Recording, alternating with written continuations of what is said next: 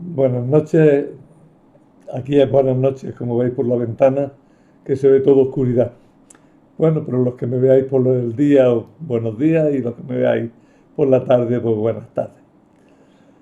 Debido al mal tiempo, este tiempo de aire, de viento, este tiempo de lluvia, no tanto de frío porque no está siendo muy frío, han aconsejado que hiciéramos esta charla por grabación previa y posteriormente pues difundirla tanto a su hora como que se quede colgada para cuando haga falta. Así que empezamos con el tema 17 de nuestro curso de San Pablo, la mujer en San Pablo. El dibujo que he puesto se ve muy mal en mi reproducción, en mi impreso, porque he tenido un problema de los colores de la impresora. Pero bueno, como no lo vaya a ver apenas, tampoco no tiene más trascendencia. Vamos a hablar de la mujer en San Pablo, que es el segundo de los tres temas que venían a continuación de los temas dedicados a la carta a los Corintios. En este tema voy a seguir fundamentalmente dos artículos y algunos elementos más que pues, se han ido añadiendo de un lado y de otro. Reproduzco para este tema, lo pongo incluso en el papel, un tema, un artículo publicado en la web Al Andar, basado en otro de Salterre de octubre del año 2008, es un poco antiguo, pero vamos, el tema sigue siendo absolutamente actual. Y por tanto, este tema merece la pena. Le añado algunas citas tomadas también de un artículo de Carmen Bernabé, publicado digitalmente en la web Merkabah, y que se presenta como publicado en Salterre 1997, pero no logro encontrarle en los índices de Salterre. He hecho todo lo posible por localizar el artículo fuera de esta fuente donde lo he encontrado y no sé de dónde saldrá. El artículo de todas maneras está muy bien hecho y se ve que es ciertamente de Carmen Bernabé. Carmen Bernabé es profesora ya emérita de la Universidad de Deusto. La bibliografía sobre el tema de la mujer en San Pablo es muy amplia y además cada vez con más profundidad. Destaco también otro trabajo mucho más amplio de Carmen Bernabé que se llama El lugar de las mujeres y el cristianismo de los orígenes, que viene en un volumen de artículos que recogen las 23 jornadas agustinianas. El papel de la mujer en la Iglesia, Centro Teológico San Agustín de Madrid en 2021. Podríamos buscar mucho más, pero ya os digo, basta con que intentéis entrar por este camino, los que estéis interesados en poniéndolo en internet o en Google, y encontraréis innumerables artículos sobre el tema. Y ya empiezo yo ya con lo que yo quiero decir ahora. Ya os digo, me baso en un artículo de El Andar, pero lo modifico bastante. Entonces se puede decir lo que se dice en estos casos normalmente. Lo bueno proviene del artículo, lo malo lo he estropeado yo. No pocas veces se escucha, sobre todo a mujeres, decir que San Pablo era muy antifeminista. Incluso se hizo prácticamente toda una campaña de intentar demostrar que Pablo era misógino, enemigo del sexo femenino. Y la verdad que se hizo una idea muy generalizada, pero esa idea es totalmente falsa e injusta. Y lo es por muchas razones. San Pablo más bien es el gran promotor de los laicos y particularmente de las mujeres, ¿eh? Como trataremos de verlo en este tema. Lo que no podemos pedir a San Pablo es que tenga la mentalidad de una feminista actual. San Pablo vive en un ambiente cultural judeo-romano y ese ambiente cultural tiene unas limitaciones muy precisas. Lo curioso es que San Pablo precisamente se saltan muchas convenciones de esa época a riesgo de tener problemas.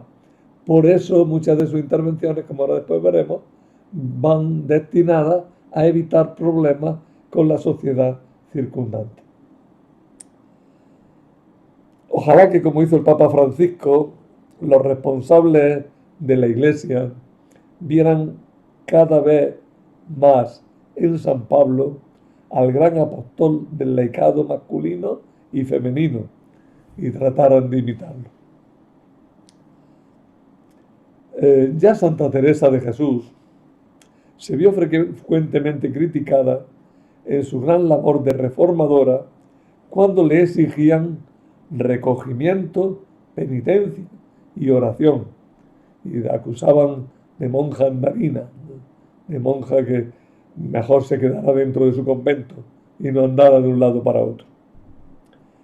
Sus críticos se basaban en ese pasaje de San Pablo en el que se dice las mujeres en la iglesia deben permanecer calladas. La santa, que era muy conocedora de los escritos de San Pablo, los tenía bien estudiados, bien conocidos, pues le contestaba diciendo que no se basasen en un pasaje aislado de San Pablo, sino que deberían conocer todo el conjunto de su doctrina y de su metodología misionera. Sin duda, se refería a los testimonios sobre la praxis apostólica y sobre todo a las importantes responsabilidades que San Pablo depositó en las mujeres de sus comunidades. Las mujeres con las que San Pablo fue tomando contacto, según el testimonio de los Hechos de los Apóstoles y también de las mismas epístolas, despliegan muchas y variadas actividades misioneras. Es decir, no son mujeres pasivas en la iglesia, sino al revés. Tienen un carácter misionero y apostólico muy acentuado, sobre todo algunas de ellas. Sin embargo, antes de referirnos a toda la relación de San Pablo con las mujeres, a las cuales da responsabilidades y funciones de mando y de dirección, vamos a ver las observaciones y las críticas que se le hacen en relación a la conducta de Pablo con el mundo femenino. Por tanto, así como planteamiento, tenemos que decir, San Pablo no es el antifeminista machista, misógino o enemigo del sexo femenino que decían. Todo lo contrario. Dentro del Nuevo Testamento y de la Biblia entera, e incluso mucho más del ambiente en el que vivía, San Pablo es una rara avis de favorecimiento del papel de la mujer. Más aún, les da responsabilidades en las comunidades que en otras comunidades no paulinas eran impensables y además provocaron críticas contra San Pablo y sus iglesias. Pero la verdad es que hay algunos textos en el Nuevo Testamento, en las cartas de San Pablo, que nos suenan muy mal y que tenemos que examinarlos para ver por dónde van las cosas. El primer texto que ahí podríamos ver es 1 Corintios 11, 2, 16. Y también pues, tendríamos que ver dentro de la 1 Corintios 14, 34, 35. Las críticas, sobre todo femeninas, a San Pablo se basan en esos dos textos.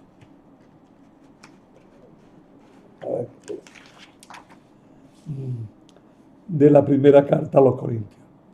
Vamos a aclarar lo que dice el más cortito.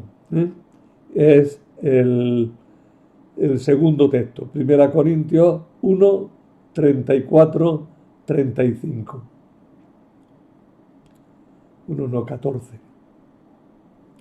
1, 14, 35.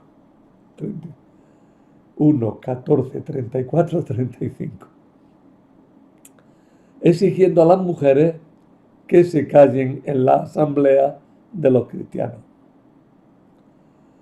Los estudiosos del Nuevo Testamento juzgan que este texto encima no es paulino, sino que es interpolado. Pero está ahí, no estamos quitándonos el mochuelo de encima. Está ahí. La verdad es que da la impresión, y los estudiosos se fijan en ello, pues suelen destacar que el texto ciertamente pues no es paulino. Pero está ahí, como digo. Y fue introducido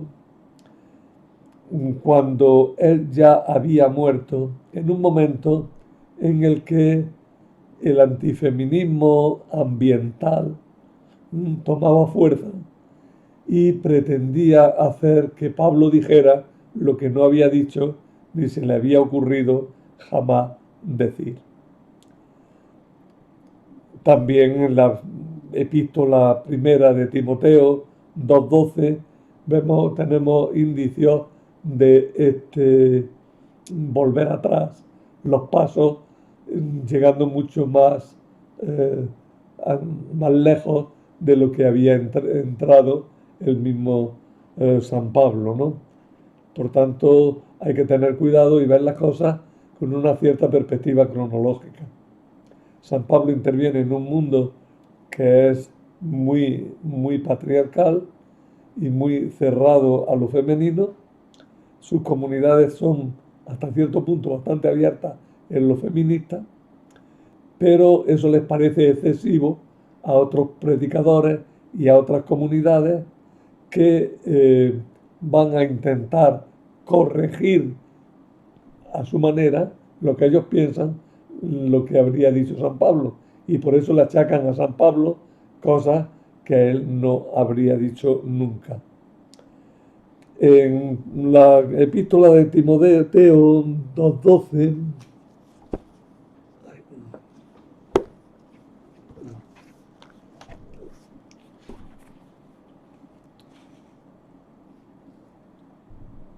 a ver si lo encuentro. 1 Timoteo 2:12. Aquí.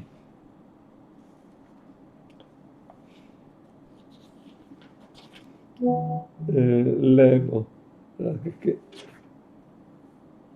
dice en el 11: la mujer aprenda en silencio con toda sumisión. No permito que la mujer instruya ni que se arrogue autoridad sobre su marido, sino que esté en silencio. Pues Adán fue primero formado después de Eva. Y Adán no fue engañado, mientras que la mujer, dejándose engañar, cayó en transgresión. Pero se salvará por la maternidad, con tal de que persevere con delicadeza en la fe y en la caridad, en su santificación. Como veis, es un texto que hoy día no es digerible. Incluso la argumentación que da es también una argumentación muy sectaria. Como Adán fue creado primero, es más importante, ¿verdad? De alguna manera está diciendo, pues, como la mujer procede del varón, la mujer está sometida al varón. Pero eso tenemos que profundizar algo también. La epístola primera de Timoteo es una de las 3 cartas pastorales que veremos más adelante en este curso, que están marcadas con un claro patriarcalismo como mentalidad de fondo, que tampoco es tan extraño, es la mentalidad que había en el mundo aquel, ¿eh? Y podríamos decir que incluso ofrece salidas que al mundo aquel pagano incluso, ¿eh?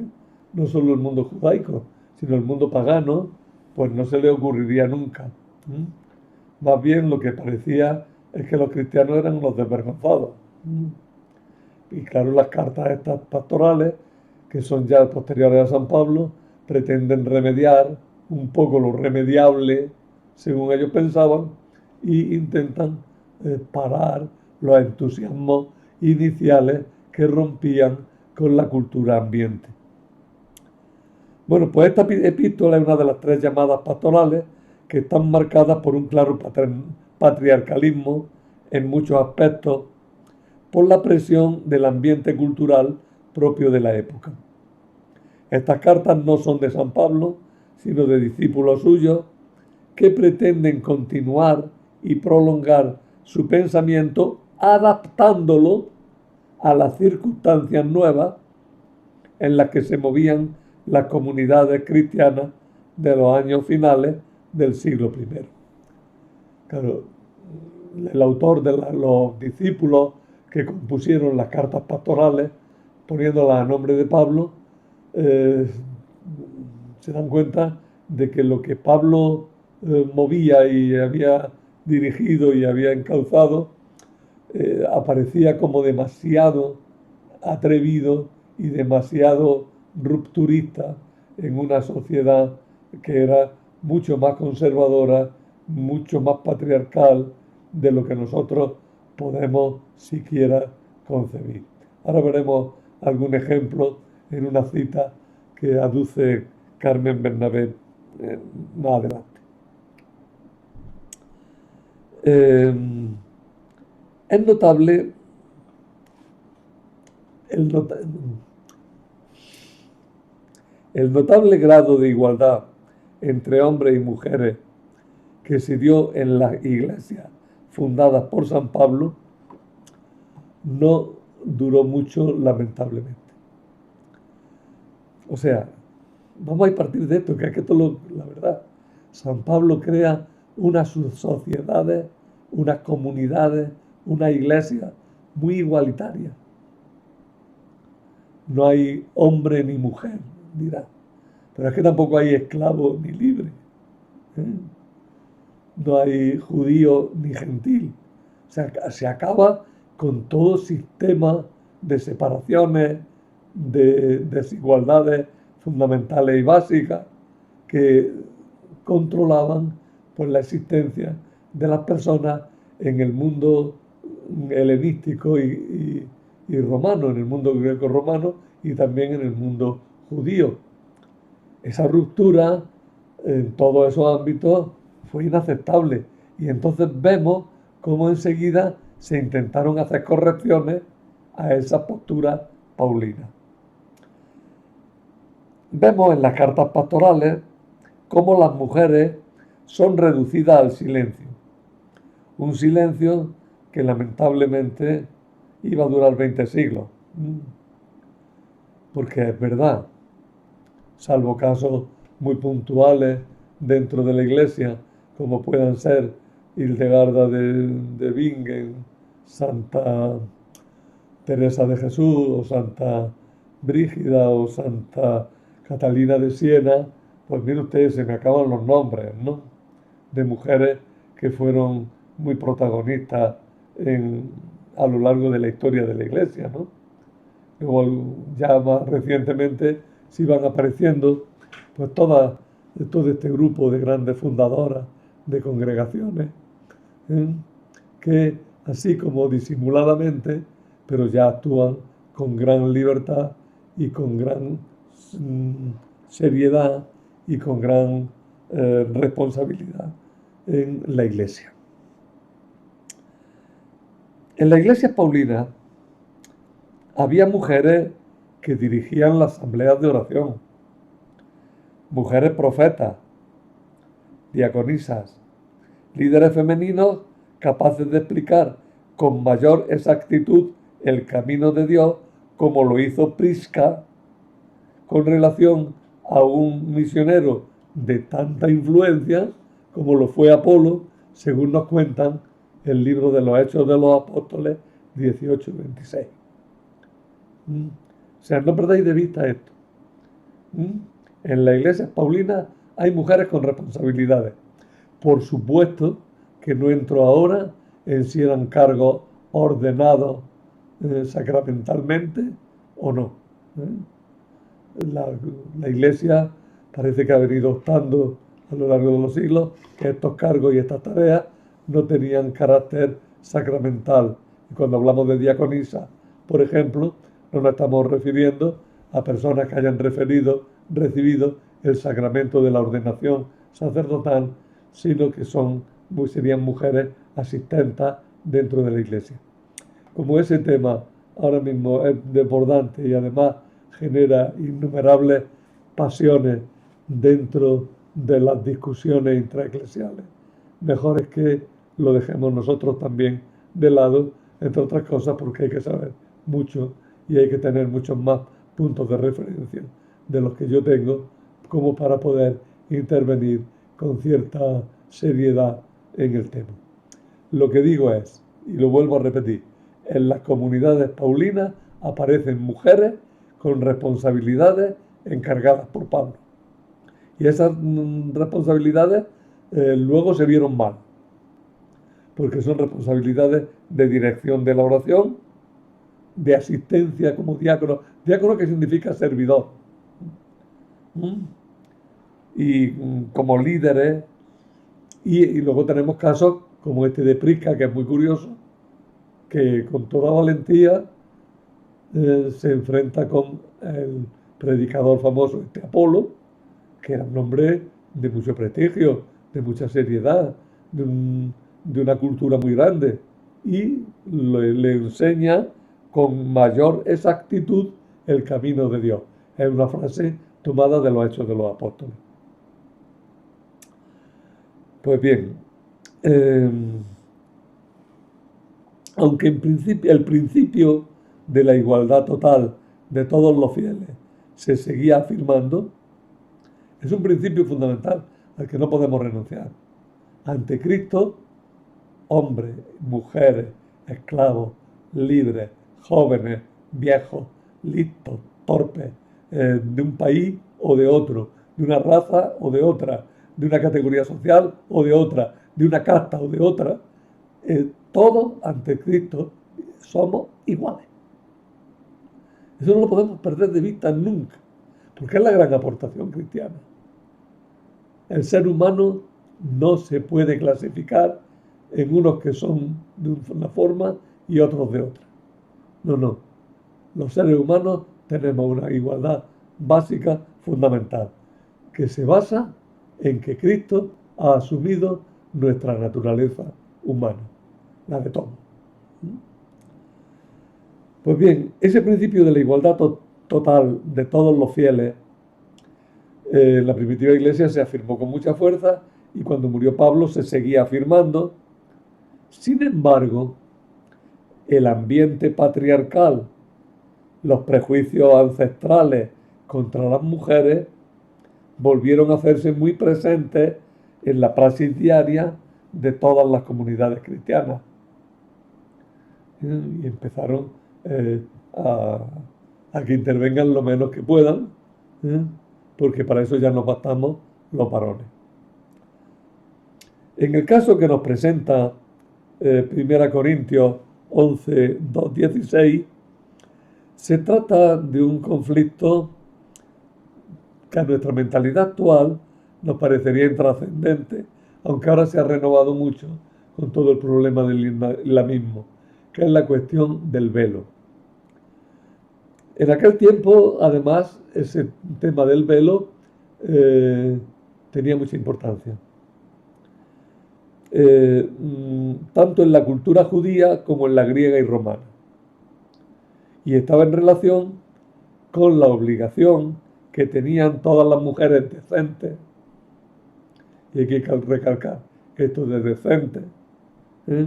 de cubrirse la cabeza con un velo en los actos públicos y por consiguiente en las asambleas cristianas, pues también. Es que si no lo usaban, como pasó, aparecían como sinvergüenza. Y además, esa actuación funcionaba en descrédito de la comunidad cristiana. Podríamos hacernos la siguiente pregunta. ¿Por qué algunas mujeres cristianas de Corinto tomaron la iniciativa de quitarse el velo en las reuniones y asambleas religiosas? Porque tenemos que partir de ahí. Mujeres que en el ambiente general, en el mundo ambiente, habían usado su velico, cuando se hacen cristianas y entran en la asamblea, dicen, se acabó el velo. ¿Por qué tomaron esa postura? Pues con toda probabilidad la causa fue la nueva libertad de que estaban gozando las comunidades cristianas de entonces y que el mismo Pablo favorecía y animaba de modo singular. Eso fue lo que llevó a aquellas mujeres a realizar este gesto de desafío a las costumbres establecidas. De hecho, las mujeres de las comunidades paulinas tenían mucha más libertad y protagonismo que las mujeres que actualmente participan en nuestra iglesia. Eran líderes reconocidas y respetadas y colaboradoras en primera línea del apostolado, como no se ha llegado, sino en algunos casos, hasta nuestros días. Era algo totalmente nuevo e inaudito para las costumbres de entonces el que las mujeres de las comunidades de San Pablo rompieran con esas normas antifeministas. Las mujeres cristianas de Corinto quizás fueron demasiado lejos, provocando la reacción de los elementos más conservadores de la comunidad. Pues vaya, a estas mujeres nos están desprestigiando. Que se creerá la gente que somos nosotros. Se van a creer que aquí lo que tenemos es una juerga, que esto es peor que las vacantes, peor que los cultos de Dionisio. Esto se van a creer. ¿Qué van a creer? ¿Qué van a pensar? No van a dejar que sus mujeres y sus hijas participen en nuestra asamblea y nosotros mismos. Vamos a tener que agachar la cabeza cuando nos acusen de libertinos. Eso es lo que pasaba, ¿no? Es evidente que los argumentos que utiliza San Pablo contra este grupo de mujeres hoy no los podemos aceptar. Porque el mismo Pablo parece que se lía y empieza a dar argumentos y se basan en la dependencia de la mujer con respecto al hombre en todos los ámbitos de la sociedad y manifiestan una creencia en la totalmente asumida por todos en la inferioridad del género femenino. San Pablo entonces, en este caso, cede a las costumbres y a las corrientes machistas de su tiempo que estaban presentes en la mentalidad de todos. Y lo curioso del pasaje al que aludo, lo vamos a leer ahora, es que Pablo no parece muy convencido de sus propios argumentos, porque acaba pegando un puñetazo en la mesa diciendo, al final, esto es porque yo lo estoy diciendo y aquí no se discute. Pierde la confianza en su misma argumentación y tiene que acudir a un principio de autoridad por la brava. Dice, si bien para el Señor no hay mujer sin varón, ni varón sin mujer, y si la mujer procede del varón, también el varón procede de la mujer y ambos proceden de Dios. Aquí sí, aquí llega al convencimiento de que hay una igualdad absolutamente radical. Pero vamos a empezar por leer el trozo que estamos intentando comentar. Lo leo en la traducción del Padre Iglesias, porque es la que en este momento tengo más a mano. Que por otra parte es una buena traducción.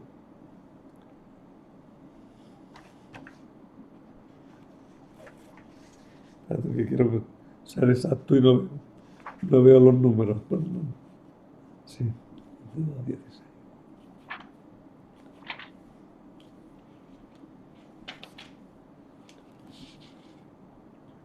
Dice, hermano, no quiero que vosotros estéis en la ignorancia. Sabéis que cuando erais paganos, con qué fuerza erais arrebatados. Me he cambiado de tema.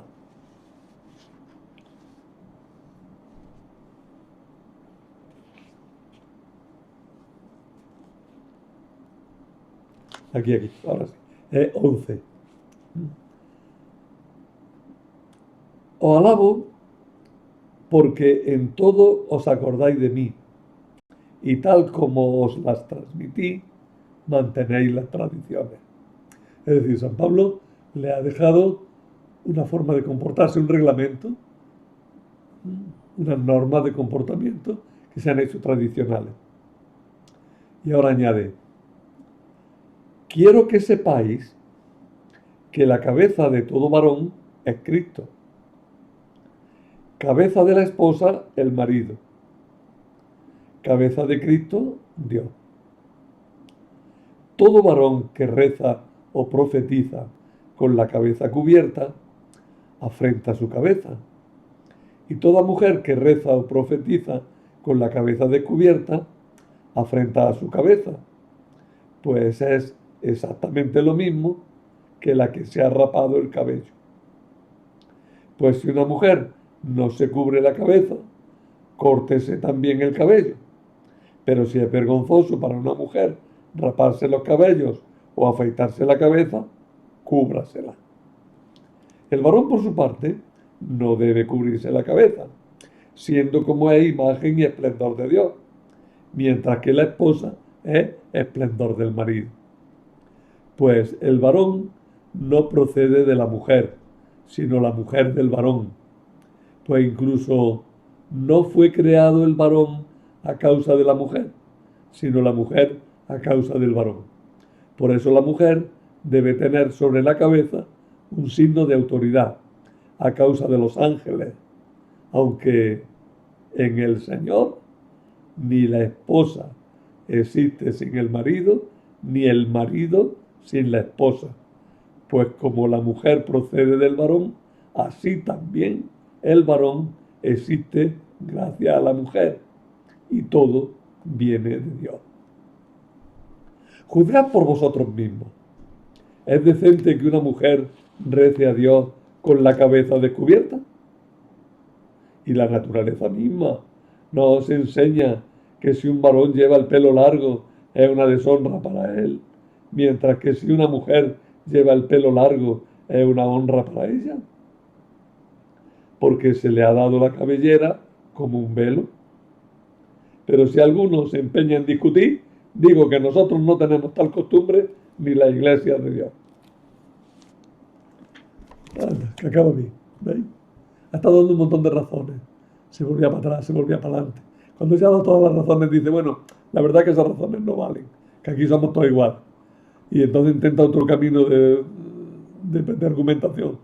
Y cuando ve que se da cuenta el mismo que eso no funciona, dice, bueno, que yo no tengo la costumbre de discutir, que os pongáis el velo. Ya está. Pero ¿qué es lo que hay detrás? Por lo que hemos dicho todo el rato.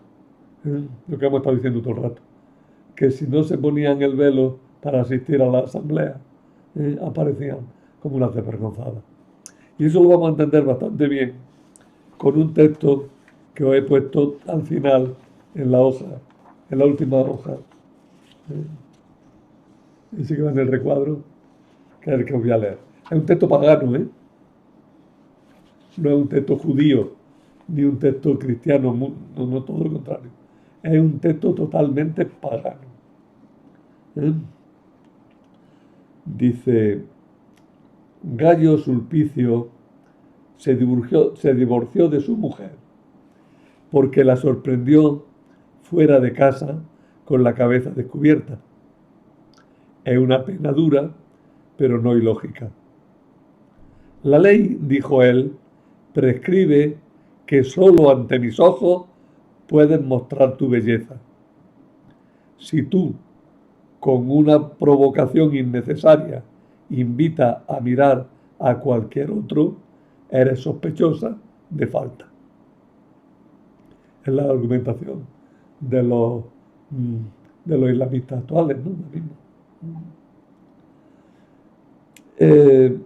Pero el símbolo se remonta muchos siglos antes. Ya en el siguiente texto que vamos a ver, se hace evidente que el criterio del uso del velo es la vivencia de la sexualidad de sus portadoras. Dice, ni las esposas de señores, ni las viudas que salen a la calle pueden dejar su cabeza al descubierto. Las hijas de un señor deben taparse, sea con un chal, sea con un manto. Cuando salgan solas a la calle, se han de cubrir con un velo. Una concubina que salga a la calle con su señora, se ha de poner un velo también. Una prostituta sagrada casada se ha de poner el velo en la calle, pero aquella que no se ha casado debe dejar su cabeza al descubierto en la calle. En la calle no puede ponerse un velo. Una ramera no se puede tapar con un velo. Su cabeza ha de estar al descubierto. Estas son leyes mesoasirias de la zona de Irak actual, ¿no? Y un poco más adelante en ese mismo texto dice, quien vea una ramera que lleva velo puede arrestarla, buscar testigos y conducirla al tribunal de palacio. No se le podrá quitar la joya, pero el que la ha arrestado puede quedarse con su ropa. La azotarán 50 veces con barrotes y verterán brea sobre su cabeza. Si era una esclava joven, la que era sorprendida llevando velo, se la despojaba de su ropa y le cortaban la oreja. O sea que el ambiente, como veis, era muy determinado en el tema, ¿no? En cuanto al tema.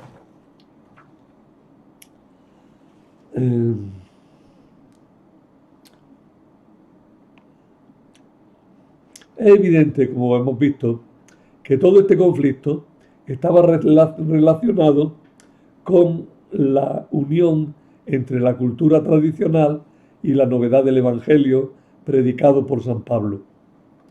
Una tensión que todavía hoy sigue en la propia Iglesia. La lectura de esta carta a los fieles de la Iglesia de Corinto revela que el objetivo fundamental de la misma es el afrontar los conflictos que ponían en grave amenaza la fraternidad que debía reinar siempre, sobre todo en las comunidades inspiradas en la teología de Pablo. Los conflictos en la iglesia de Corinto eran varios y estaban relacionados con la predicación de Apolo, con las tensiones entre pobres y ricos y con el problema de los carismas que ya abordábamos en la charla anterior. A todo esto se añadía como algo muy grave el que un grupo de mujeres optara por no ponerse el velo en los actos religiosos. El apóstol da por supuesto que hombre y mujer participan en pie de igualdad en la celebración. Ambos rezan, profetizan. Pero vemos que Pablo cede para evitar el escándalo que se estaba produciendo como consecuencia de la ruptura de ciertas costumbres sociales por parte de estas mujeres de la comunidad. Pablo se da cuenta de que su primer mensaje de libertad está provocando unos movimientos peligrosos para la fraternidad del grupo. Y esto le hace volverse más cauto. Bien, hasta aquí podríamos llegar diciendo cuáles eran los principios fundamentales que se mueven en toda esta temática. Y lo resumo ya muy brevemente a riesgo de ser muy cansino. Pablo está convencido de la igualdad fundamental, hombre y mujer. Pero Pablo vive en una época, en un ambiente, con una forma de pensar. Y entonces él mismo no quiere de ninguna manera que las cristianas aparezcan a los ojos de su comunidad, como de su ambiente, de su ciudad, de su sociedad, como transgresoras de los elementales principios de convivencia y de vergüenza y de honorabilidad que estaban presentes. Por eso exigirá que las mujeres utilicen el velo y, como digo, da una serie de razones que no acaban de ser muy convincentes, que le llevan a afirmar la igualdad fundamental de hombre y mujer y que finalmente le obligan a tomar un tanto desairadamente una postura que él no, de por sí no le gustaba tomar. Que bueno, que lo he dicho yo y que ya está. Bueno, en los apuntes, pero ya no sé, me queda poco tiempo, pongo un listado de las mujeres más activas y con más responsabilidades en las comunidades paulinas. Voy a leer algunas y hasta donde me dé el tiempo de la charla. San Pablo había afirmado en la epístola a los Gálatas: ya no hay judío ni griego, no hay esclavo ni libre, no hay varón ni mujer, porque todos ustedes son uno en Cristo Jesús. Si recorremos las páginas del libro de los Hechos y las epístolas de Pablo, uno de los datos más sorprendentes es la misión evangelizadora, activa y responsable que se les da a las mujeres. Y vamos a señalar algunos nombres. Empezamos por la más conflictiva, Febe, que aparece en Romanos 16, 1, 2, y a la que se la llamará diaconisa. Era una cristiana de origen griego. Parece que gozaba de una confortable situación económica, lo que explica sus viajes y su disponibilidad para ayudar económicamente a las comunidades cristianas. Pablo la llama nuestra hermana, nuestra colaboradora, que son los mismos títulos que le da a Timoteo o a Tito. Los mismos. Pablo comunica a la comunidad de Cencrea que ella era diaconisa, que es un título que el mismo Pablo se atribuye a sí mismo y a otros como Timoteo y Tito. Tened en cuenta que en la primitiva iglesia los cargos de gobierno y de servicio en la comunidad no están totalmente perfilados. Actualmente está perfectamente claro quién es obispo, quién es presbítero y quién es diácono. En los primitivos momentos la misma terminología no acaba de estar perfeccionada. Y el hecho de que no esté perfeccionada la terminología indica que las funciones tampoco estaban acabadas de delimitar. Y por tanto, no podemos pedirle a un momento anterior que haya asumido toda la evolución que nosotros hemos recogido. Esta mujer recibe los mismos títulos que otros varones ilustres y que el mismo Pablo. El apóstol recomienda a los de Cencrea que la reciban en el Señor como corresponde a los santos, ayudándola en todo lo que necesite. Ella ha protegido a muchos hermanos y también a mí. La segunda, también de mucho calibre, es Priscila o Prisca. Priscila, la mujer de Áquila. Áquila y Priscila, los que fueron expulsados de Roma, y Pablo los encontró en Éfeso y luego vivió con ellos en Corinto. Bueno, Prisca, Priscila, es lo mismo el nombre. Aparece citada 6 veces. Su marido, llamado Áquila, era un hombre muy influyente y gran colaborador en la misión. Sin embargo, al citar a ambos consortes, Pablo pone varias veces por delante el nombre de la mujer. Y eso no es una mera cortesía. Eso es que le reconoce una importancia mayor en la actividad eclesial. Pablo dice de este matrimonio que expuso su cabeza por mí. Es decir, que se la jugaron para ayudar a Pablo y para evitar que Pablo fuera condenado en una situación que desconocemos. Ella fue la que también intervino en el caso de Apolo y lo instruyó en la fe. Lo cual, como digo, era muy gordo porque Apolo era un hombre importante, muy culto, muy leído, muy sabio y muy estimado. No podemos olvidar eso nunca. Bueno, otro personaje importante es Junia. ¿Quién es esta Junia? Esta Junia muchas veces se creyó que era un varón, pero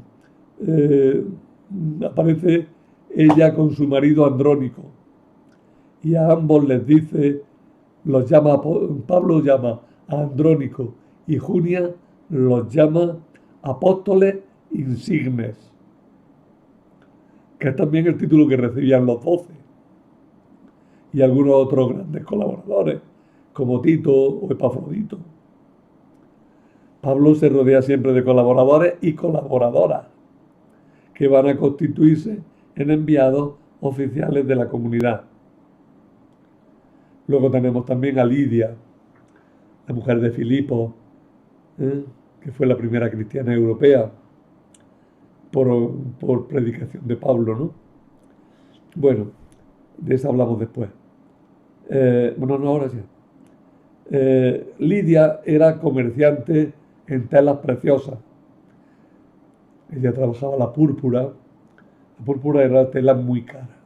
Tan cara que un traje de púrpura solo se le consentía al emperador. Y los demás, como mucho, usaban una tirita, una franja de púrpura que se la ponían en el vestido, en la ropa, y eran de un lujo exagerado, ¿no? Claro que habéis fijado que las togas de los senadores romanos llevan una franja roja, es la púrpura, ¿no? El emperador sí, el emperador se vestía con una túnica roja entera, pero es porque la púrpura era signo de gran lujo, de gran autoridad y de gran prestigio. Una comerciante en púrpura tenía que tener mucho dinero, siquiera para poder tener un fondo para responder de las telas que manejaba. Había establecido relaciones comerciales con algunos judíos, aunque ella era de origen gentil. Pero Pablo se alojó en su casa, ya que ella le hizo mucha presión para que así lo hiciera. Luego aparecen otras como María, Trífona, Trifosa, Pérsida. De ellas, todas estas aparecen en el capítulo 16 de la carta a los romanos, que es una verdadera lista de teléfonos de las primitivas comunidades cristianas, ¿no? Son los contactos de las primitivas comunidades cristianas. Bueno, ¿me entendéis lo que quiero decir? Hay muchos nombres que nos ayudan a conocer personas, a veces nada más que por su nombre. En otros casos, pues por algunos pequeños detalles que se dicen de ella. Pues de estas que he dicho, María, Trífona, Trifosa y Pérsida, se dice que eran personas que trabajaron duramente por nosotros o por el Señor. Es muy posible que desempeñasen funciones importantes como líderes locales.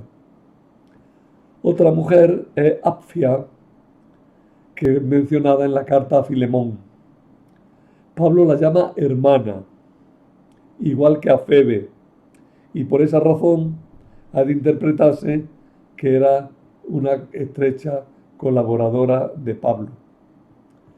Luego están Evodia y Síntique, que por lo visto andaron disgustadas algún tiempo.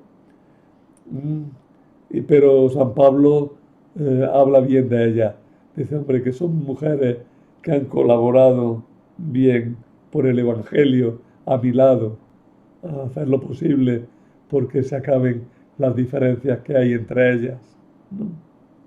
Luego está la madre de Rufo, de la que dice San Pablo, también es madre mía. Hay otras muchas mujeres de las que solo conocemos el nombre, como Julia, Olimpia. También nos consta de la existencia de grupos de mujeres anónimas que colaboran directamente en la labor evangelizadora, como el grupo que existía en Filipos, o las mujeres que se juntan para despedir a Pablo en Tiro, o las 4 hijas de Felipe, el predicador del Evangelio, que tenían el don de profecía, o el conjunto de mujeres de alta de sociedad en Berea que ayudaron a Pablo. Es sorprendente que en la epístola a los romanos, en la última página, en ese capítulo 16, Pablo nombre directamente a 12 mujeres, todas ellas muy unidas al apóstol como colaboradoras, como bienhechoras o como diaconisas. Y de todas ellas afirma que han trabajado mucho por el Señor.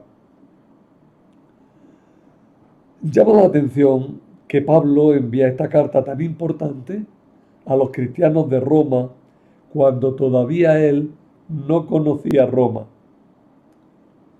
Esto nos indica que el conocimiento que Pablo tenía de los cristianos de Roma y en especial de las mujeres no era una relación de pura amistad basada en sentimientos, sino en la praxis misional de la cual Pablo era la expresión más dinámica y eficaz.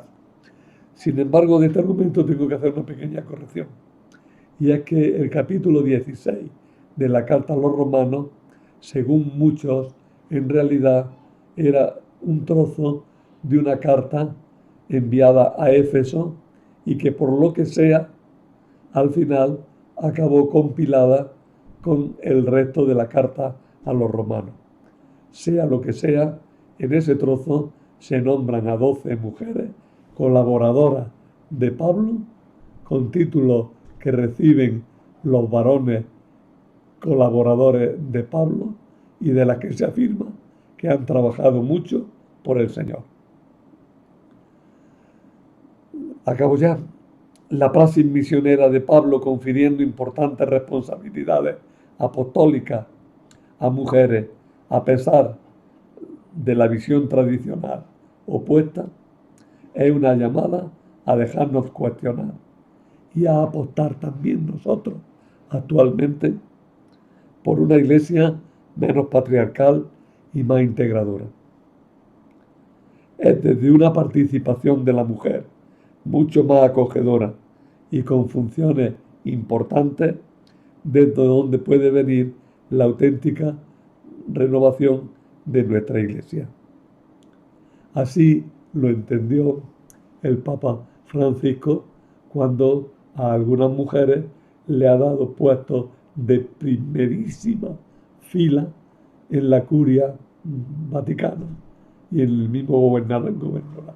La gobernadora de la Ciudad del Vaticano es una mujer ahora.